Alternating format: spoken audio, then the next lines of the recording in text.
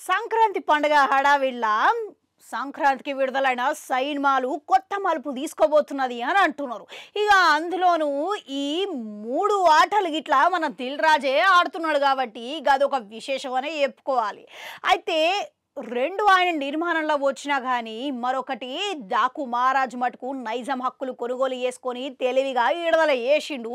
అయితే ఎవరితోని పట్టించుకోకుండా ఆయననే పోటీగా నిలబడ్డాడు. ఇక ఇప్పుడు కొత్త నిర్ణయాలు తీసుకోవాల్సిన సమయం వచ్చింది అని అంటున్నారు.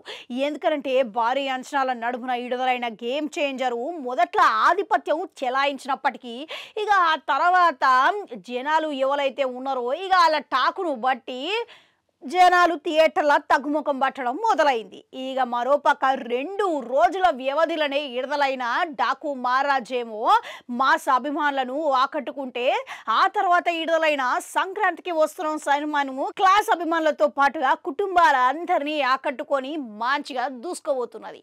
ఇక దీనితోని ఇప్పుడు గేమ్ చేంజరు వసూలు మంచిగా రాబట్టినా కానీ ఇప్పుడు వసూల వర్షం గిట్లా తగ్గిపోవడం అనేది మొదలైంది. ఇక అటేమో సంక్రాంతి వస్తున్నామేమో డిమాండ్ మరింత పెరిగినప్పటికీ అది గిట్లా మన వెంకటేష్ చిత్రంకు ప్రజలు కానీ జనాలు కానీ అభిమానులు కానీ వెనకడుగు వేస్తలేరు.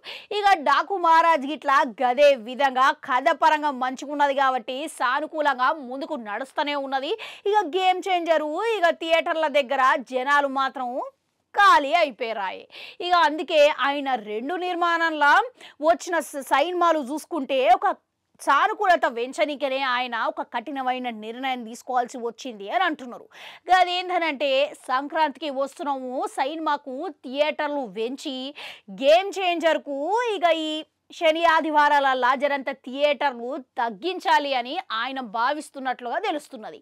ఇక ఈ నిర్ణయం గిట్లా ఆయన వసూళ్లను రాబట్టి ఇక ఆయన వ్యాపార దృక్పథంతో తీసుకున్నట్లుగా అవుపడ్డా కానీ మెగా అభిమానులు మాత్రం దీని గురించి ఫీల్ అవుతున్నారు. ఇక ఆగ్రహం వ్యక్తం చేస్తున్నారు. ఇక ఏం చేస్తామో అనేటట్టుగా. కానీ దిల్ రాజు మాటకు ఇక ఆయన ఇప్పుడు సంక్రాంతికి వస్తున్నాము అభిమానులకు దగ్గర అవుతున్నప్పటికీ ఇప్పుడు సంక్రాంతికి ఖచ్చితంగా ఇది అన్ని ప్రాంతాలలో అదిరిపోయే స్పందన వస్తున్నప్పటికీ ఇక దాన్ని వసూళ్లను బట్టే ఈ నిర్ణయం తీసుకున్నాడు అనే సమాచారం వినబడుతున్నది. ఇక ఏదేమైనా సరే కానీ ఆయన వ్యాపారం ఇట్లా చూసుకోవాలి కాబట్టి ఇక ఈ రకంగా గేమ్ చేంజర్ థియేటర్లు తగ్గించి సంక్రాంతికి వస్తున్న థియేటర్లు పెంచాలనే నిర్ణయము తీసుకున్నాడనే ప్రచారం జరుగుతున్నది. మరోపక్క సంక్రాంతికి వస్తున్న అందరి హృదయాలను గెలుచుకొని ఈ సంక్రాంతి సీజన్కు సంక్రాంతికి వస్తున్న సినిమానే విజేతగా నిలిచే అవకాశాలు ఖచ్చితంగా ఉన్నాయనే అభిప్రాయాలు వ్యక్తం అవుతున్నాయి. ఇక ఈ 2వ వారం ఇట్లా చూస్తే సంక్రాంతి విజేత ఎవరనేది మాత్రం తేలిపోతుంది. మీరెంతవరకు ఇక ఇందులో ఎవరు విజయం సాధిస్తారంటారు? కామెంట్లలో కామెంట్ పెట్టుర్రి. అట్లా నన్ను గంటుంటా అది కూడా నొక్కరి మళ్ళీ వస్తా.